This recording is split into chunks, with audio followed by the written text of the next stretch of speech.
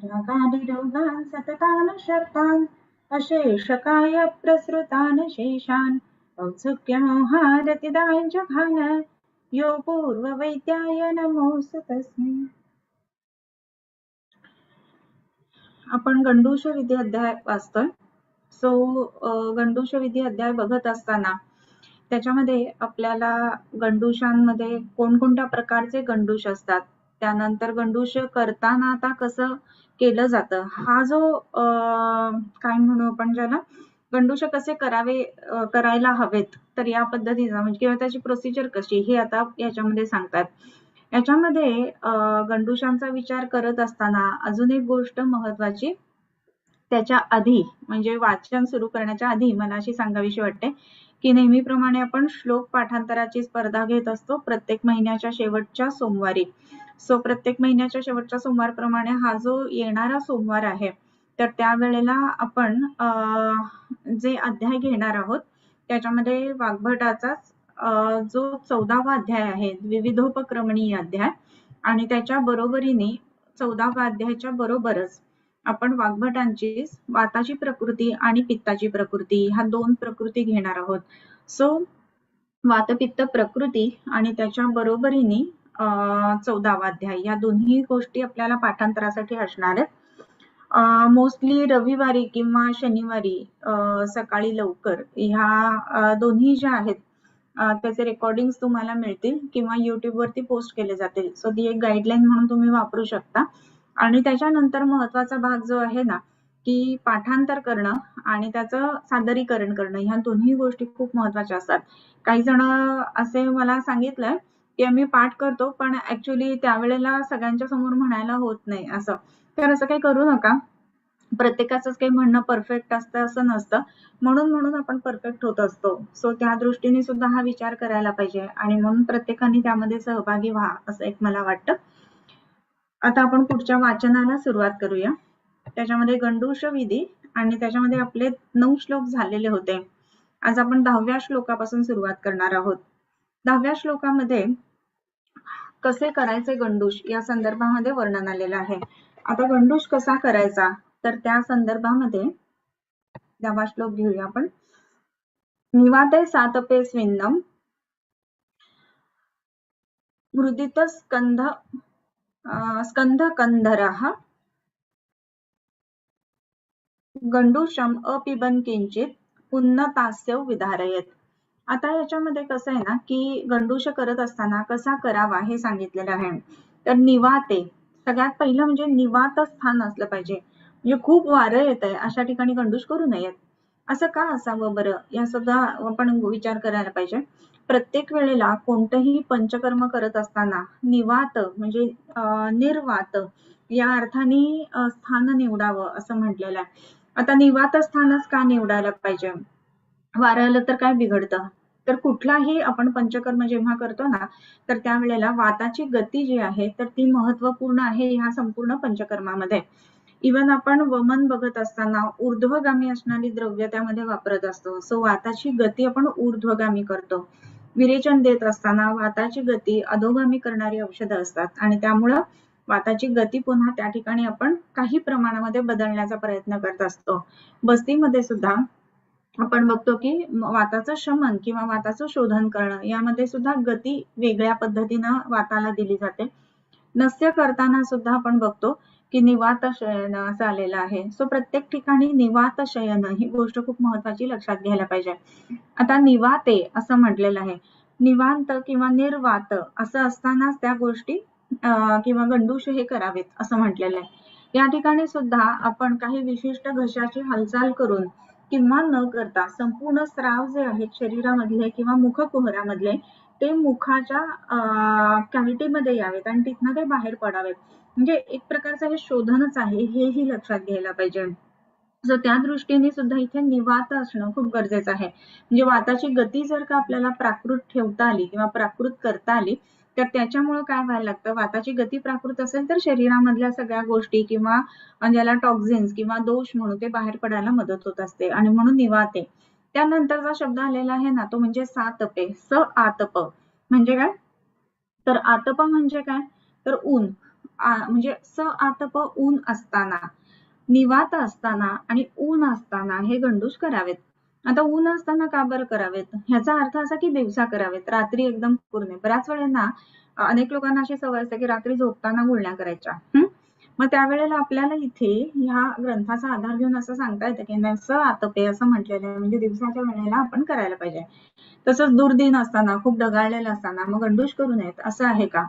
तर खूप दुर्दिन असताना जर का आपण गंडूश करायचे नाहीत असं जर म्हटलं ना, तर त्यामध्ये काय होईल की महत्वाचा भाग असा येईल ना की गंडूश जर का आपल्याला करायचे आहेत आणि विशेष करून आपण घशाचे त्रास किंवा खोकला किंवा सर्दी आहे, कफ आहे ह्याच्यासाठी जर गंडूश करत असो, तर ते मेघागम असताना किंवा दुर्दिन असताना ती गोष्ट गरजेची आहे.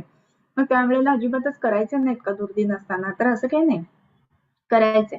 मग त्यावेळेला फक्त आपण दिवसा करतोय ही गोष्ट बघायला पाहिजे. याच्यामध्ये एक गोष्ट स आतपे असं म्हणत असताना लक्षात घ्यायला पाहिजे की स्रोतस जे आहे ते विवृत असायला पाहिजेत, ओपन असायला पाहिजेत, म्हणजे ते जे स्राव आहेत ना ते मुखकुहरामध्ये येतील आणि बाहेर टाकले जातील.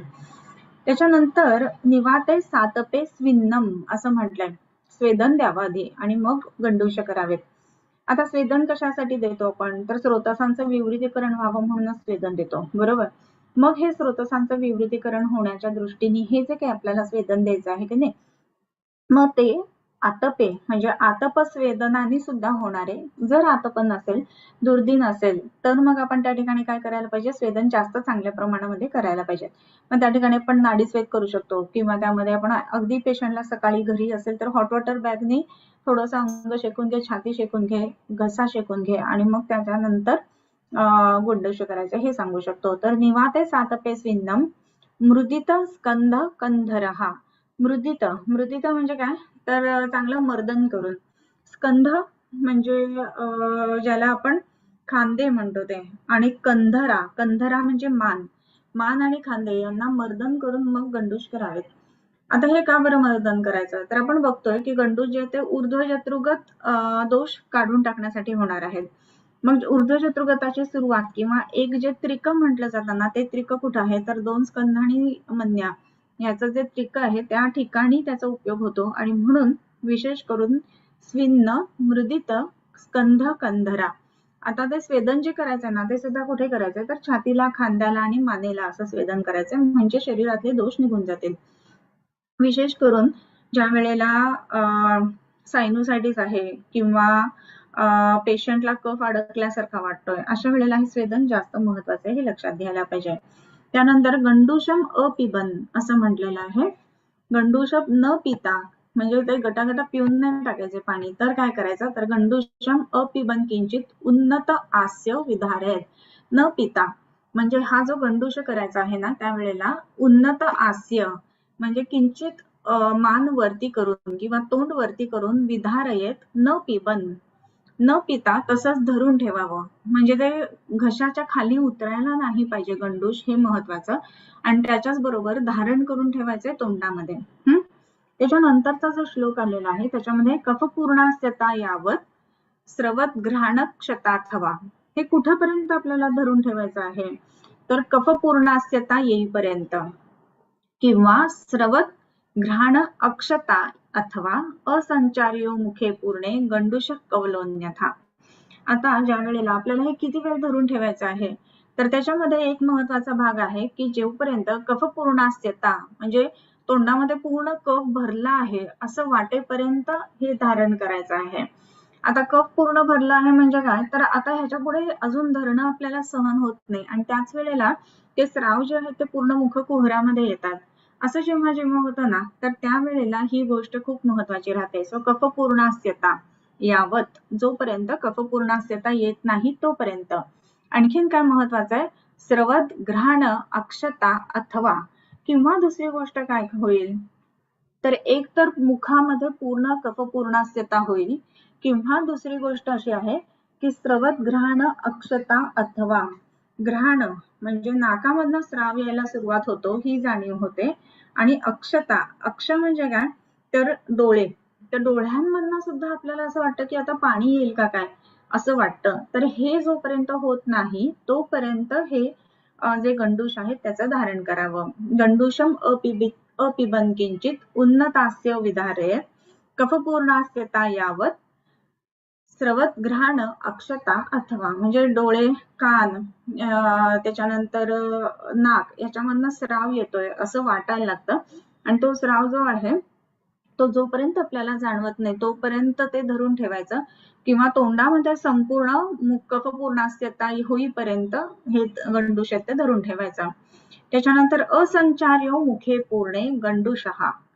गंडूश म्हणजे काय इथेपर्यंत कॉमा बर का. कवलो अन्यथा म्हणजे काय असंचारी मुखे पूर्णे गंडूशः. गंडूश म्हणजे काय तर असंचारी असतो, मुख पूर्णता असते त्याच्यामध्ये. कसं आहे ना काठोकाठ कुठलीही गोष्ट भरली की ते हलवता येत नाही आपल्याला बरोबर. तसंच तोंडामध्ये सुद्धा काठोकाठ गंडूश द्रव्य जे आहे ते भरून घ्यायचं आणि ते भरल्यामुळे काय होतं की अजिबात हलवायला जागा मिळत नाही आपल्याला, तर त्याला गंडूश असं म्हणायचं. गंडूश आणि कवलामधला हा फरक सांगतात. आणि त्याच्यामध्ये कवलो अन्यथा दुसरा प्रकार जो आहे त्याच्यामध्ये कवल अन्यथा म्हणजे दुसऱ्या पद्धतीचा. मग त्या ठिकाणी आपल्याला कवल म्हणजे काय तर गडगड करून आवाज करून जेव्हा ते गुळण्या केल्या जातात तर त्याला कवल असं म्हणतात.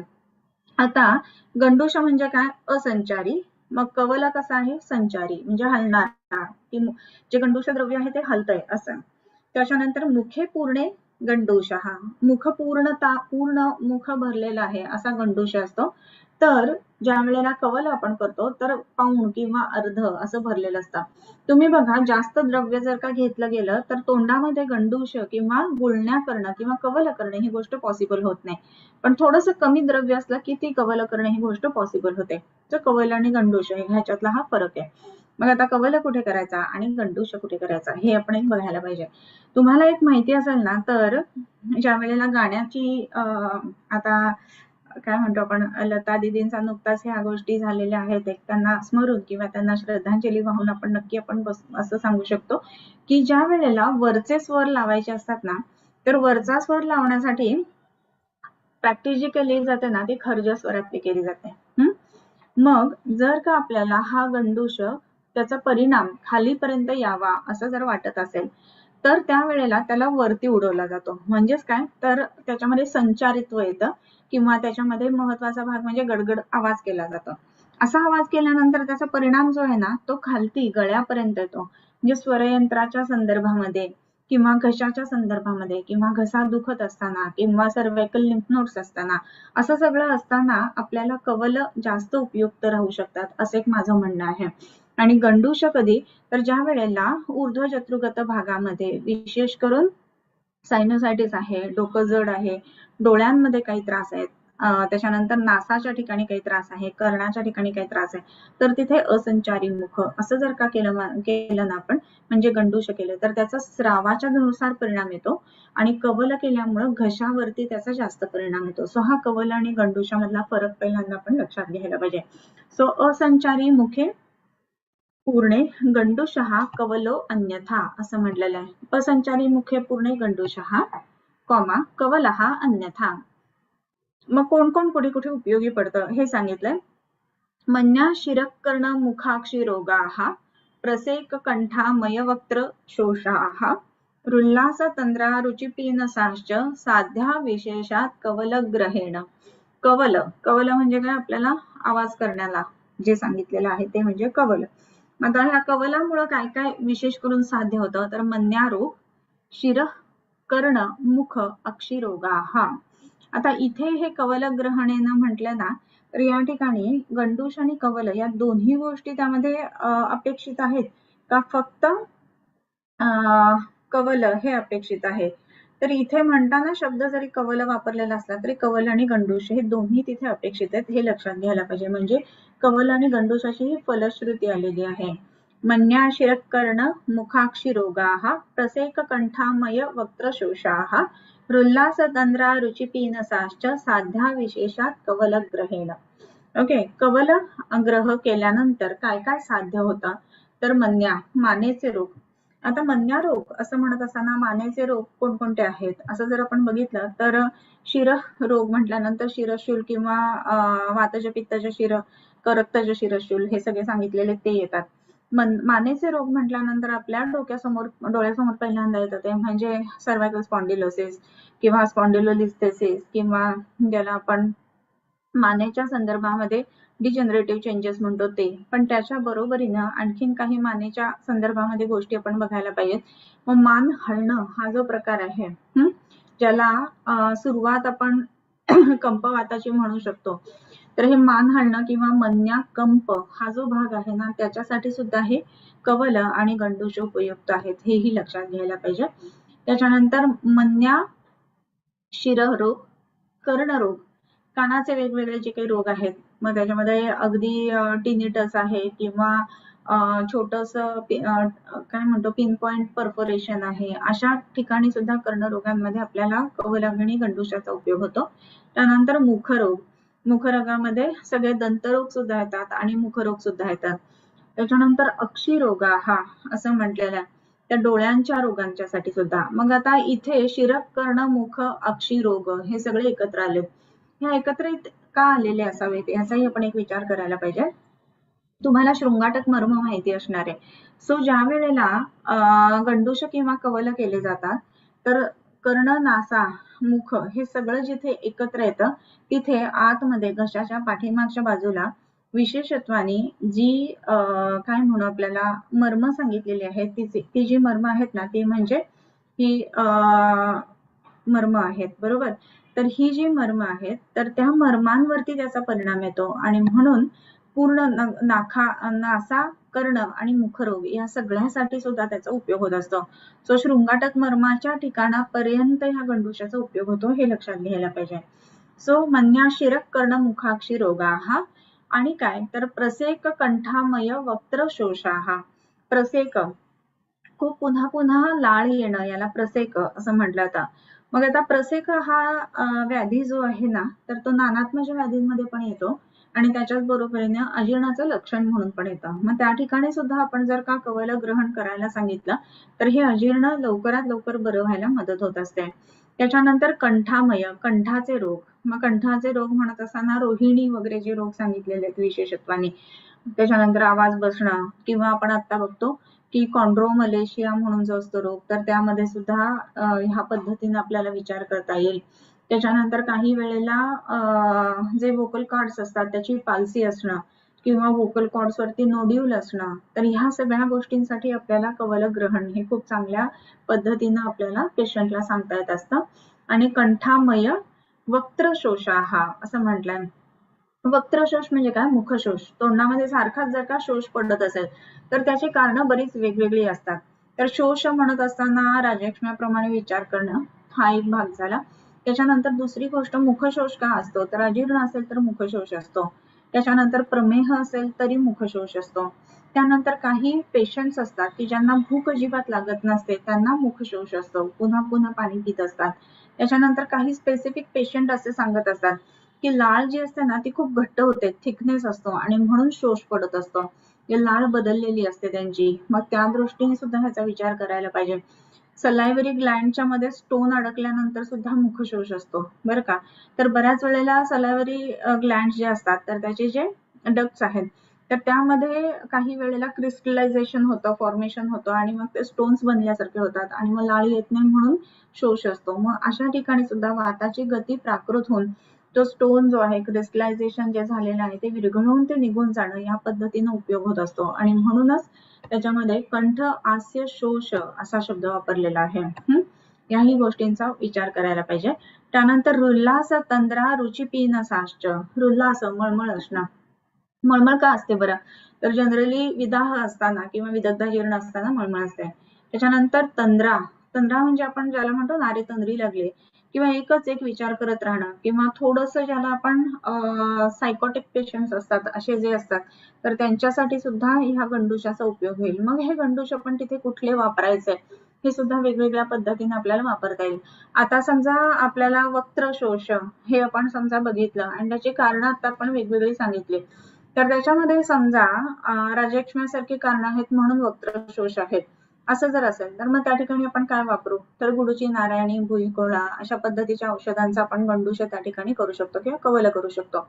आता वक्त्रशोषाचं सार्वजनिक कारण सांगितलं की प्रमेह. मग प्रमेहामुळे जर का वक्तृत्व सतत होत असेल तर मग त्याचाही विचार करून आपण तिथे औषधं मात्र ती वेगळी येतील. त्यामध्ये पुनर्नवा येईल, गोक्षूर येईल किंवा प्रमेहातलं उत्तम औषध असं म्हणून रजनी किंवा दारवी या गोष्टी येतील, तर त्याचे गंडूष किंवा कवल त्या ठिकाणी करावेत. त्यानंतर आता मी म्हटलं की सलायवरीचं क्रिस्टलायझेशन होतं, अशा वेळी सुद्धा ह्या गोष्टी होतात. मग त्यावेळेला औषधांमध्ये सस्नेह अशा पद्धतीचे जर का गंडूष किंवा कवल केले गेले तर त्याचाही परिणाम जास्त चांगला येतो. मग त्यामध्ये वापरत असताना आपण हे जे आहे गुडुच्छादी म्हणून जो गण आहे संपूर्ण, तर तो त्या ठिकाणी आपण गुळण्यांसाठी वापरू शकत असतो. असे वेगवेगळे जे योग किंवा वेगवेगळे औषध जे आहेत तर ती वेगवेगळ्या कारणासाठी आपल्याला वापरता येईल. तसंच उल्हास, मळमळ आहे, विदग्धाजीर्ण आहे, मग तिथे वापरत असताना अनंतेचा जलाचा गंडूष करणं असं जर केलं तर काय म्हणू मनालाही समाधान येतं आणि मळमळ सुद्धा कमी येते. मळमळ जे आहे ना ते द्विष्टार्थ योगजा अशी पण सांगितलेली आहे छर्दीच्या कारणांच्या संदर्भामध्ये, आणि म्हणूनच द्विष्टार्थ योगजा अशी जी काही छर्दी किंवा हे असतं ना मळमळ, तर ती कमी येण्याच्या दृष्टीने सुद्धा या गोष्टी खूप महत्वाच्या आहेत, ते लक्षात घ्यायला पाहिजे. त्यानंतर तंद्रा, रुची, अरुची, पीनसाश्च.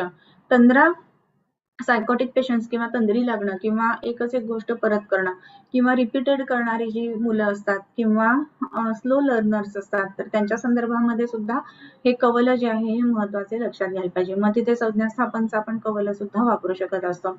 अरुची असताना, पीनस असताना, पीनसामध्ये विशेष करून दारू, हळद आणि हळद आणि मीठ याच्या जरी कवल करायला दिले तर त्याचा खूप चांगला परिणाम येतो. त्याच्या बरोबरीनं त्रिफळा चूर्ण त्यामध्ये घालायला पाहिजे.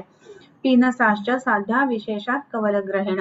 विशेष करून कवलग्रहण केल्यानंतर हे सर्व रोग विशेष करून साध्य होतात. आता हे करत असताना आणखीन काय काय आहे, कल्को रसक्रिया चूर्ण त्रिविधम प्रतिसारणम युंजात तत्कफरोगेषु गंडूष विहित औषधैः. आता इथे याच्या पुढे जो चालू होता ना ते प्रतिसारण किंवा कल्को रसक्रिया चूर्ण त्रिविधम प्रतिसारणम. आता इथेपर्यंत गंडूष हा चॅप्टर जो आहे ना तो कम्प्लीट होतो, नवीन टॉपिक चालू होतो, त्याच्यामध्ये प्रतिसारण असं म्हटलेलं आहे. बऱ्याच वेळेला आपण ना दुसरा अध्याय ज्या वेळेला पाठ करतो तर त्यावेळेला दंतधावन हे वाचतो. मग त्याच्यामध्ये दंतधावन करत असताना कसं करावं, तर 12 अंघोळ ती काडी असावी वगैरे वगैरे सगळ्या गोष्टी आपल्या पाठ असतात. पण कुणाला दंतधावन करू नये असं जे आहे ना तर त्यामध्ये नाद्याद जीर्ण व मथु श्वास कास ज्वरादिती असं म्हटलेलं आहे. न आद्यात अजीर्ण असताना दंतधावन करू नये. आणि इथे तर अजीर्ण असताना आपल्याला तोंडामध्ये कधी एकदा साफ करतोय असं वाटत असतं ना, मग अशा वेळेला दंतधावन करू नये म्हटलंय तर मग हे कॉन्ट्राडिक्टरी नाही का वाटत, हाही विचार यायला पाहिजे ना मनामध्ये. मग त्या ठिकाणी असं आहे की जर का वमन आहे, अजीर्ण आहे, तर त्या ठिकाणी ते चावून जे 12 अंघोळ दंतधावन आहे ना तर ते करू नये, म्हणजे दंत पवन याचं भक्षण करू नये. मग काय करावं, तर प्रतिसारण करावं. तर या ठिकाणी त्या प्रतिसारणाचा उल्लेख आलेला आहे. आपण जे पेशंट्सना पावडर्स देतो आणि त्यांनी चूर्णाने दात घासा हे जे सांगतो ना ते म्हणजे प्रतिसारण. मग हे प्रतिसारण जे आहे ना तर ते सुद्धा 3 प्रकारचं, कल्को रसक्रिया चूर्ण त्रिविधम प्रतिसारणम. कल्क वापरणं, कल्क म्हणजे काय, तर ओलसर चटणी कुठल्याही द्रव्यांची, मग त्यामध्ये वेगवेगळी पानं असतील. मग काही वेळेला समजा दातांमधून खराब काय म्हणू श्वास किंवा वास येत असेल तर इव्हन तुळस असते ना त्या तुळशीची पानं घेऊन ती मिक्सरला फिरवायची आणि त्यांनी जर का आपण कल्कानी प्रतिसारण केलं गेलं तर अतिशय उत्तम पद्धतीनं तो वास जो असतो तो कमी यायला लागतो. त्यानंतर रसक्रिया जे म्हटलेलं आहे ना तर रसक्रिया म्हणजे अवलेह स्वरूपामध्ये किंवा ज्याला आपण घन म्हणतो, तर कोणताही काढा पुन्हा पुन्हा जर का आपण आटवला तर तो काढा नंतर जाऊन घन तयार होतो, तर त्याला सुद्धा रसक्रिया असं म्हटलेलं आहे. तर चूर्ण रसक्रिया म्हणजे ते चूर्ण घेऊन तो काढा करून ते चिकट होईपर्यंत ते आटवणं, तर अशा द्रव्यांनी सुद्धा प्रतिसारण करावं. मग यामध्ये कसं आहे ना की मधासारखी कन्सिस्टन्सी असते आणि तुम्ही बघितलं असेल तर मधाचं प्रतिसारण केल्यानंतर सुद्धा दातांमध्ये वैशद्य खूप उत्तम पद्धतीने येतं, विशदता येते. या गोष्टींचा सुद्धा याच्यामध्ये विचार करायला पाहिजे. आणि तिसरा जो भाग सांगितलेला आहे ना तो म्हणजे चूर्ण त्रिविधम प्रतिसारणम. तिसरा जो भाग आहे तो म्हणजे चूर्ण, वेगवेगळी चूर्ण आहेत ती घेऊन त्याचं प्रतिसारण करणं. आता हे वापरत असताना कल्क वापरणं, रसक्रिया वापरणं आणि चूर्ण वापरणं. तर प्रॅक्टिकली जर बघितलं तर आपल्या दवाखान्यांमध्ये आपण चूर्णाचं प्रतिसारण हे बरेच पेशंट्स मध्ये वापरत असतो, त्याचा खूपच चांगला परिणाम पण येतो. दंतधावन किंवा चूर्ण प्रतिसारण हे एक सेपरेट लेक्चर व्हावं एवढ्या गोष्टी त्याच्यामध्ये आहेत. तर आता हा विषय आलेलाच आहे. तर सुरुवात कशी झाली किंवा काय काय आपण त्याच्यामध्ये वापरू शकतो हे आज आपण बघूयात आणि मग पुढे जाऊयात. पुढची एक ओळ पण आपण घेऊया त्याच्यामध्ये, म्हणजे आपल्याला ते एक्सप्लेनेशनला जास्त सोयीचं पडेल. त्याच्यानंतर युंजात कफरोगेषु गंडूष विहित औषधी असं म्हटलेलं आहे. तर हे कशामध्ये वापरावं, तर युंजात कफरोगेषु कफरोगांमध्ये वापरावं आणि गंडूष विहित औषधही जे जे गंडूशातली औषधं सांगितली त्यांनी ही प्रतिसारण करावी असं म्हटलेलं आहे. आता प्रतिसारण करत असताना सुरुवात जी आहे ना, तर आपण बऱ्याच वेळेला असं म्हणतो की पेशंट जर का दिनचर्येमध्ये बसवला गेला तर फार लवकर बरा होतो. म्हणजे काय, तर लवकर उठण्यापासून त्याची सुरुवात व्हायला पाहिजे. मग लवकर उठण्यापासून जर का पेशंटची सुरुवात व्हायला हवी असेल आपल्याला, तर लवकर उठणं हे पेशंटला नुसतं लवकर उठा सांगून चालत नाही, लवकर झोपा इथेपासून सुरुवात होत असते. सो पूर्ण रात्रीचर्या आणि दिनचर्या ह्याच्यामध्ये पेशंटला आपल्याला बांधायला पाहिजे. मग आता लवकर उठला पेशंट, उठल्यानंतर जशी सवय ते आपण ब्रशवरती पेस्ट घेऊन चालू होता. ब्रशवरती पेस्ट घेऊन दात स्वच्छ होतात, त्या बाबतीत काही म्हणणं नाही. परंतु प्रतिसारण केल्यानंतर चूर्णांचं एक महत्वाचा भाग जो होतो ना, तो म्हणजे अग्निदीप्ती किंवा जो अग्नी ज्याच्यावरती निखाऱ्यांवरती राख बसलेली आहे, तर ती राख फुंकण्याचं काम जे आहे ना, ते हे प्रतिसारण चूर्ण करत असतात. मग ह्याच्यामध्ये कुठलं चूर्ण वापरावं किंवा कोणकोणती चूर्ण वापरावीत, तर सगळ्यात पहिलं आणि महत्वाचं जे आपण बऱ्याच पेशंट्स मध्ये वापरतो ते म्हणजे आमकाढा. उठल्यानंतर पहिलं आमकाढाने चूर्णाने जर का दात घासले, काहीच लोक म्हणतात हे कडू लागतं म्हणून, बाकी सगळ्यांना ते आवडतं. इतकी सामता उठल्यानंतर जिभेवरती असते ना, तर त्या कडूपणाची जाणीव सुद्धा पेशंटला होत नसते. महिना दीड महिना झाल्यानंतर आमकाढाच दिल्यानंतर सुद्धा पेशंट म्हणतात की आता तुम्ही औषध बदलले बरं का, कडू लागायला लागलाय, म्हणजे सामतेचं पाचन व्हायला लागले, ही गोष्ट त्यामध्ये आपल्याला लक्षात यायला लागते. सो सगळ्यात पहिलं म्हणजे आमकाढा आपण कुठल्याही अजीर्णाच्या संदर्भामध्ये पाचन म्हणून दंतधावनासाठी या ठिकाणी वापरू शकतो. त्यानंतर आणखीन एक महत्वाचा भाग असा येतो की काही पेशंट जे असतात ना, तर त्यांना पित्तजग्रहणीसारखी लक्षणं असतात. पोटामध्ये ऍसिडिटी असते, जळजळ असते किंवा मोठ्या आतड्याचं पचन व्यवस्थित होत नसतं. त्या कारणाने जिभेवरती छाले असतात. मग ह्या लोकांना दात घासणं हा भाग खरंच अवघड असतो आणि दात घासायला लागल्यानंतर जीभ चरचरायला लागते, दुखायला लागते. मग अशा वेळेला काय वापरावं, तर वातपित्त ज्वराचं औषध जे आहे ना, ती जर औषधं बघितली तरी शीर, निलोफर अशी सगळी शीतवीर्याची द्रव्य त्याच्यामध्ये आहेत. आणि म्हणून जे पेशंट्स की ज्यांच्यामध्ये दात जिंजिवायटिस ज्याला आपण म्हणतो किंवा दातांच्या ठिकाणी मसुडे जे असतात तर त्यांना सूज आलेली असते, जिभेला चरे पडलेले असतात, मुखपाक असतो, अशा सगळ्या पेशंट्स मध्ये आपण वातपित्त ज्वराचे जे औषध आहे ना, ते दंतधावनासाठी नक्की त्या ठिकाणी वापरू शकत असतो.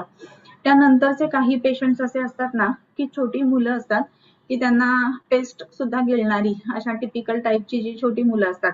मग असं जर का पेस्ट गिळून गिळून पोटामध्ये गेली ना, तर त्याचा त्रास होण्याची शक्यता असते. मग अशा मुलांना त्याच्याऐवजी कल्याणकावलेह जे आहे ना, तर ते दातांना आणि जिभेला चोळण्यासाठी असं द्यावं आणि ते मधातून द्यावं. मधातून दिल्यामुळे गोडसर असतं तर मुलं आरामात घेतात आणि ते पोटात गेलं तरी त्याचा त्रास होत नाही. कल्याणकावले असल्यामुळे बुद्धिवर्धनासाठी आणि शब्द सुधारण्यासाठी दोन्हीसाठी त्याचा उपयोग होत असतो. सो जी 1, 1.5, 2 वर्षाची मुलं असतात तर त्यांच्या बाबतीमध्ये दंतधावनाच्या दृष्टीने मधातून कल्याणकावलेह हे आपण त्यामध्ये निश्चितच वापरू शकत असतो. त्याच्यानंतर आणखीन काही पेशंट्स असे असतात की जे टिपिकली सांगतात की रात्री झोपच लागत नाही किंवा झोपल्यानंतर खूप जास्त स्वप्न पडत असतात. मग खूप जास्त स्वप्न पडणारे जे जे पेशंट्स असतात ना, त्यांच्यामध्ये दुःस्वप्न विनाश असं तगराचं एक प्रभाव म्हणून कार्य सांगितलेलं आहे. तर तगरादी गण जो आहे ना, तर तो रात्री झोपताना आणि सकाळी उठल्यानंतर जर का दंतधावनासाठी दिला तर मनात येणारे निगेटिव्ह विचार किंवा रात्री पडणारी स्वप्न किंवा भयानक स्वप्न ह्या दुःस्वप्नांचा विनाश होतो. आणि म्हणून विशेषत्वाने रात्री झोपताना तगरादी गण जो आहे तर त्याचे आपण आपल्या पेशंट्स मध्ये या पद्धतीनं प्रतिसारण वापरत असतो. त्याच्यानंतर काही पेशंट्स असे असतात की आक्षेपकाचे पेशंट्स असतात किंवा ज्याला कन्व्हल्जन्स आपण म्हणतो असे पेशंट्स असतात किंवा एपिलेप्सीचे पेशंट्स असतात.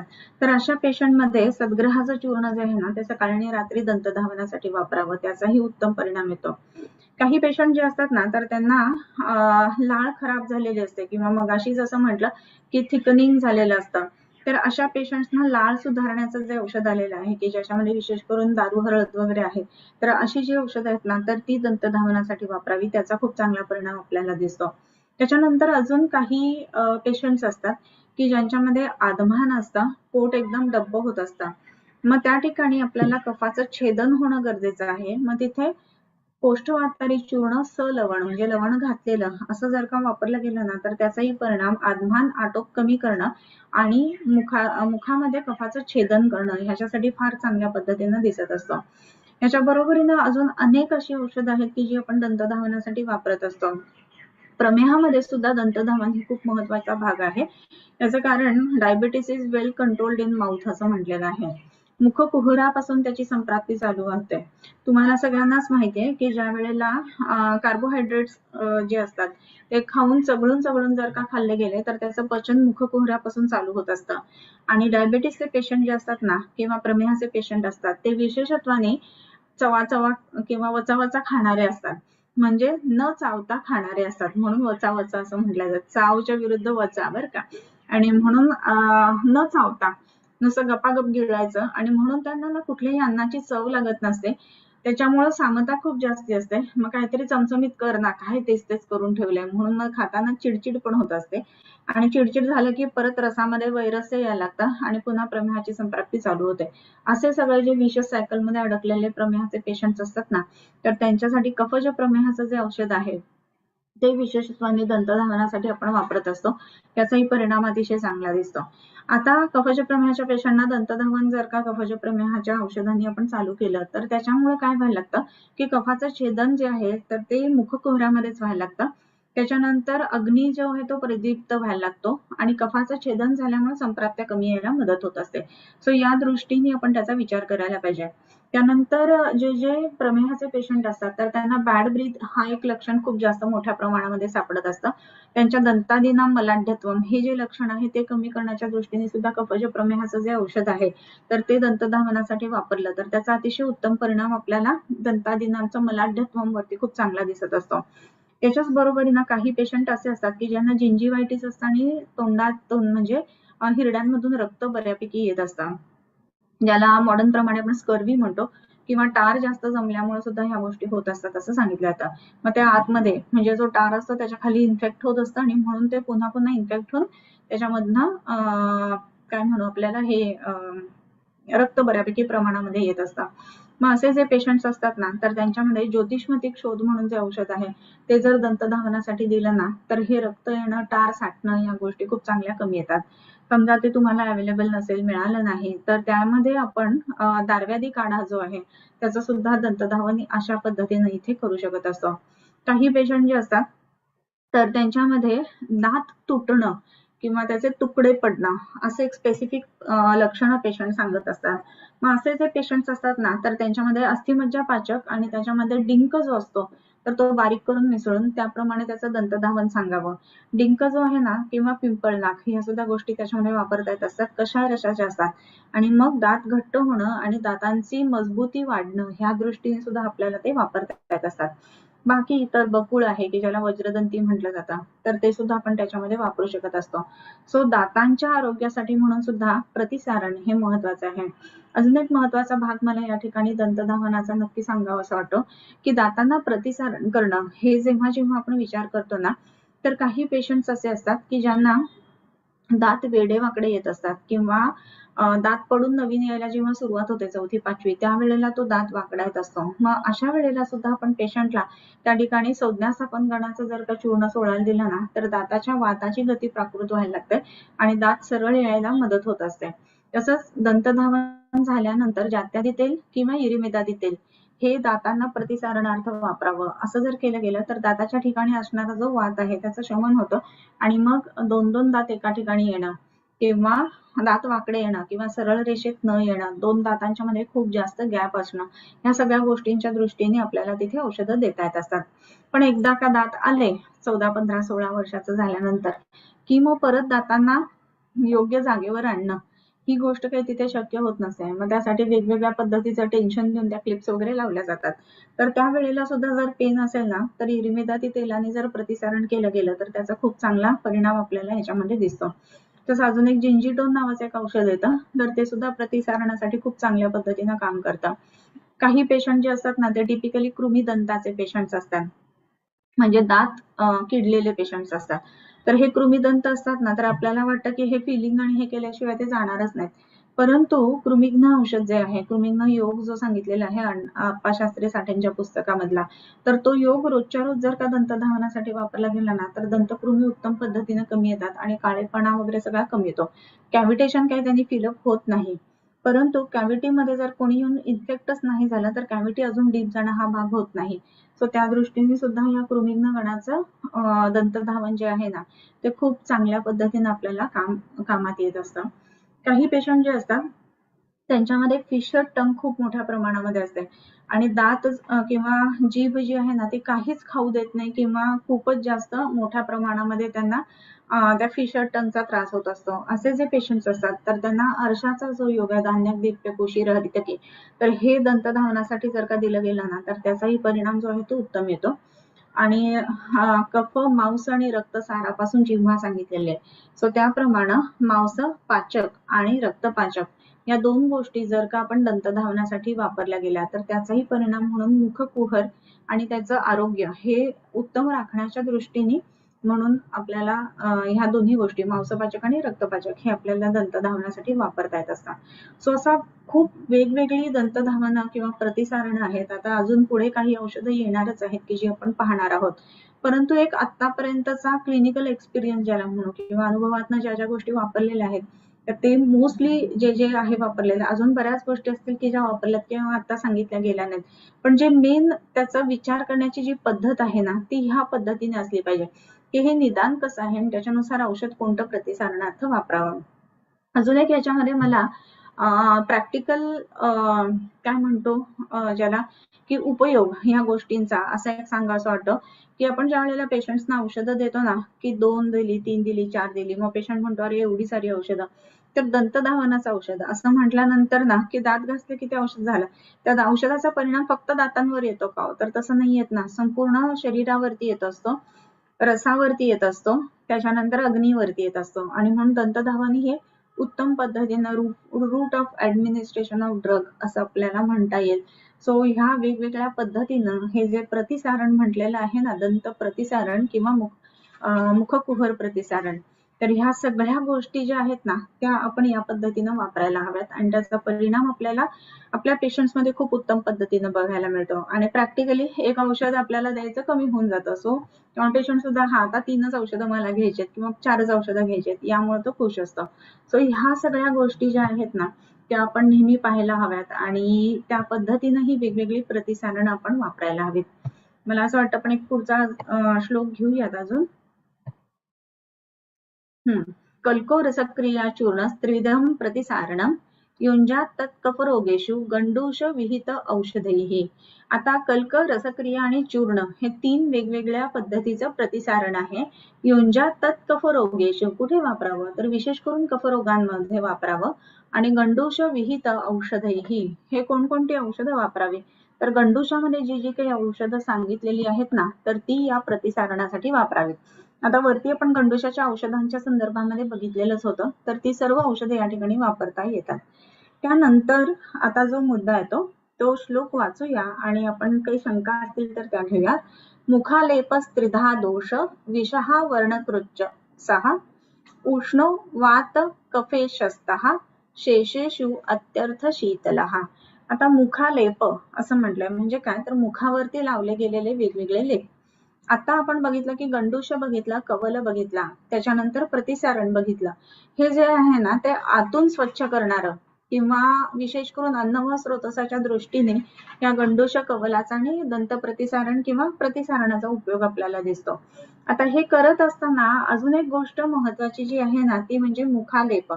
आपल्याला असं वाटतं की मुखाला लेप केल्यानंतर फक्त पिंपल्ससाठी किंवा स्किन चांगलीसाठी यासाठी तो होतो. पण हा 3 प्रकारचा लेप सांगितलेला आहे.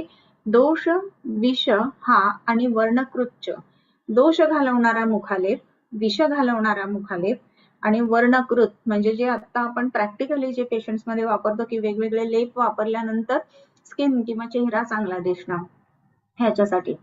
सो हे जे मुखालेप आहेत तर ते कोणते आणि ते कोणकोणत्या दोषांसाठी कोणकोणते मुखालेप वापरावेत हे आपण नेक्स्ट लेक्चरला बघणार आहोत. ओके.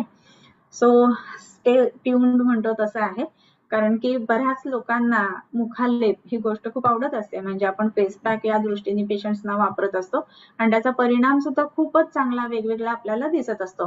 पण ह्या फक्त फेस पॅक एवढा पुरता हा मुखालेप मर्यादित नाहीये, हे आपण लक्षात घ्यायला पाहिजे. आणि मग मुखालेपाचे आणखीन कोणकोणते वेगळे उपयोग आहेत हे आपण नेक्स्ट टाइम बघणार आहोत. Okay. Okay, we are blessed to have you as our teachers. So thank you Monika.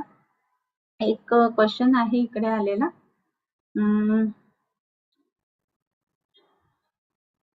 तारुण्य पिटिकामध्ये कोणत्या द्रव्याचा गंडूश किंवा कवल करावे? हा, आता कसं आहे ना, हा छान प्रश्न आहे बरं का. तर तारुण्य पिटिका असं म्हणत असताना काय आहे, तर त्याच्या शब्दामध्येच आहे की तारुण्य म्हणजे विशिष्ट वयामध्ये येणाऱ्या, फर्टाईल एज मध्ये येणाऱ्या पिटिका, मुखदूषिका असंही त्याला नाव आहे, की जे चेहऱ्यावरती खराब करतात. आता हे मुखदूषिका ज्या आहेत ना, तर त्या दोन गोष्टींच्या संदर्भामध्ये आपल्याला बघायला हव्यात. दोन गोष्टी कुठल्या, तर एक तर चेहरा जो आहे तो शुक्राचा आहे, व्यक्तीकरण जे आहे ते शुक्राचे, म्हणून शुक्राचा दोष हा एक बघायला पाहिजे. आणि दुसरा जो आहे ना, तर तो रक्ताच्या संदर्भामध्ये मुखदूषिका, तर हे एक बघायला पाहिजे. सो मुखदूषिका असताना जर का आपल्याला प्रतिसारण करायचं असेल किंवा गंडूष करायचं असेल, तर त्याच्यासाठी पुढे आलेलेच आहेत की वर्ण्य कोणकोणत्या गोष्टी वापराव्यात अशा म्हणून. तर चेहऱ्याला फेस पॅक लावणं ह्याच्या बरोबरीने गंडूशाचाही उपयोग त्याच्यामध्ये नक्कीच होत असतो.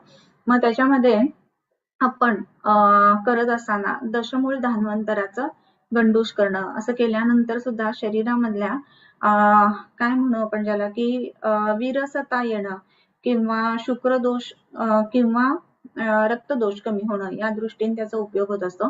त्याच्याच बरोबर अजून एक गोष्ट आपण जी क्लिनिकमध्ये वापरतो ना, त्याच्यामध्ये धान्य किंवा धना पावडर जी असते त्याचे गंडूश जर का दिले गेले ना, तर या मुखदूषिका खूप चांगल्या पद्धतीने कमी येतात असंही दिसतं. त्याच्यानंतर मानेच्या विकारांमध्ये गंडूश कशाप्रमाणे कार्य करतो?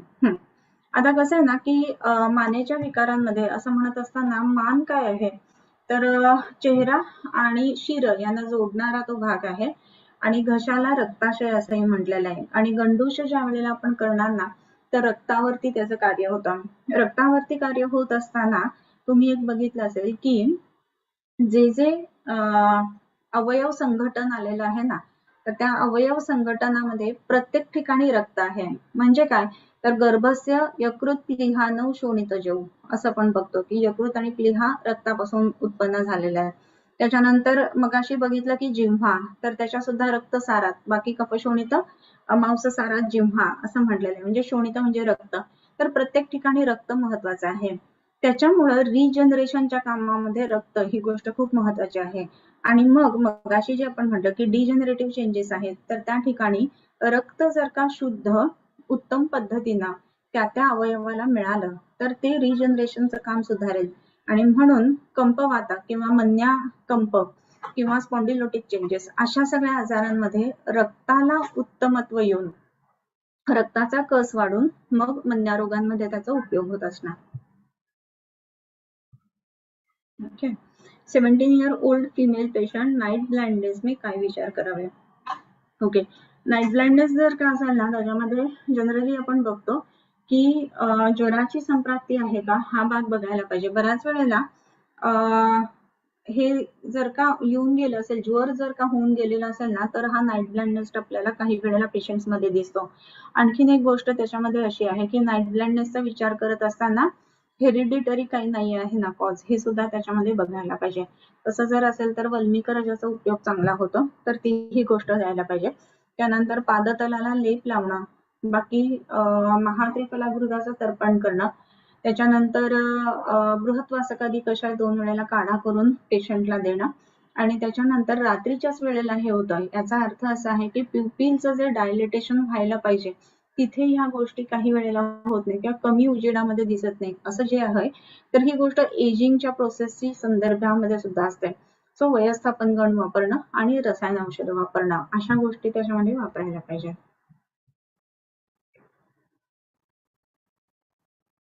स्त्री रोगात गंडूश आणि दंतधावन यांचा वापर होईल का? नक्कीच वापरता येईल. आता स्त्री रोग म्हणत असताना रसातून रज तयार होतं. रस जर का विकृत असेल तर रज विकृत होणार. त्याच्यामुळेच आपल्याला बघायला मिळतं की पिरियड्सच्या आधी काही पेशंट्समध्ये चिडचिड त्रागा असतो. पित्ताचा विकृती असते आणि पित्ताच्या विकृती आणि रक्ताच्या विकृती हे पित्त आणि रक्ताचं साहचर्य असल्यामुळे त्याचा आपण वापर करायला पाहिजे. आणखीन एक गोष्ट महत्वाची म्हणजे स्त्री रोगांच्या संदर्भामध्ये गंडूशाचा उपयोग जो आहे तो रक्तावरती होत असतो हे आपण आता बघितलं आणि त्याच्याचमुळं बऱ्याच वेळेला शोणित हा पर्याय रजाला म्हणून पण आलेला आहे. सो पित्तदुष्ट रज जे आहे ना त्याच्यामध्ये विशेष करून गंडूशाचा उपयोग व्हायला हवा. बाकीच्या इतर म्हणजे वातज किंवा कफज यांच्यापेक्षा सुद्धा पित्तदुष्ट रजामध्ये गंडूशाचा उपयोग आपण करून घेऊ शकतो. जसं व्हेरिकोज व्हेन्स असतात. व्हेरिकोज व्हेन्स मध्ये सहचर तेलाचे गंडूश केले ना तर व्हेरिकोसिटी कमी येते. का? तर सहचर हा अधोभाग हरणा असं म्हटलेलं आहे. आणि वाताच्या विकृती किंवा वातामुळे व्यास हे लक्षण रक्तामध्ये दिसतं आणि ते सुद्धा का? तर असृजक कंडरा सिरा असं म्हटलंय. रक्तापासून कंडरा आणि सिरा बनलेले आहेत. सो सिरांमध्ये व्यास उत्पन्न होणं ही लक्षण जे आहे ना तर रक्ताची दुष्टी घालवणं आणि वाताची दुष्टी घालवणे ह्या दोन गोष्टी केल्यानंतर व्हेरिकोसिटी उत्तम पद्धतीने कमी येते. सो त्याच पद्धतीनं जर का पित्तदुष्ट रज असेल तर त्या ठिकाणी पित्तदुष्ट जे आहे तर ती पित्ताची दुष्टी कमी करण्याच्या दृष्टीने म्हणून वातपित्ताचे ज्वर किंवा वासादी कषाय ह्या गोष्टींचे जर का गंडूश आपण करता आले तर त्याचा परिणाम म्हणून हे पित्तदुष्ट रज चांगल्या पद्धतीने कमी येतात. पिंपल्स मध्ये धने गंडूश कोणत्या कशा कल्पनेचा वापर करावा? फांट, हिम किंवा काढा या तिन्ही गोष्टी आपण करू शकतो. जल वापरावं थोडक्यात म्हणजे त्याचा. ओके, अजून काही आहेत का क्वेश्चन्स? बघूया. पाठांतराला लागा बरं का सगळेजण आता छानपैकी. सगळे प्रश्न झालेत मला असं वाटतं. थांबूया. किंबहुना तुमचे केले धर्म कीर्तन हे सिद्धी गेले तीर्थ माझे जुरले पायी कपण आता विश्वात्मके देवे येणे वाग्यज्ञे तोषावे तोषोनी मज द्यावे पसाय दान हे जे खळांची व्यंकटी सांडो तया सत्कर्मी रती वाढो भूता परस्परे पडो मैत्र जीवांचे दुरितांचे तिमिर जावो विश्वस्वधर्म सूर्ये पाहो जो जे वांछील तो ते लाहो प्राणिजात वर्षत सकळ मंगळी ईश्वर निष्ठांची मांदी आली अनवरत भूमंडळी भेटतू भूता चला कल्पतरूंचे आरव चेतना चिंतामणींचे गाव बोलते जे अर्णव पियुषांचे चंद्रमे जे अलांछन मार्तंड जे तापहीन ते सर्वाही सदा सज्जन सोयरे होतो किंबहुना सर्वसुखी पूर्ण होनी तिही लौकी भजिजो आदि पुरुखी अखंडित आणि ग्रंथ उपजविये विशेषी लोकी इये दृष्टा दृष्ट विजय होवावेजी येथ म्हणे श्री विश्वेश्वरावो हा होईल दान पसावो येणेवरे ज्ञान देवो सुखिया झाला येणेवरे ज्ञान देवो सुखिया झाला येणेवरे ज्ञान देवो सुखिया झाला.